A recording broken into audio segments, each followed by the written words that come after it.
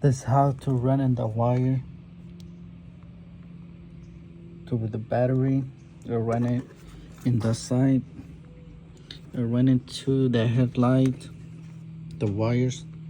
Run it under the headlight in the side. All the way to the other side. From here. And you have to sabotage. There's a wire. And connected the harness over here. And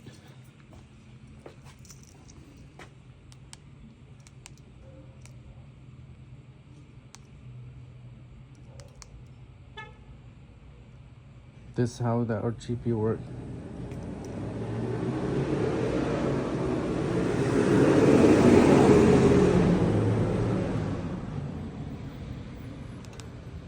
Just off, on.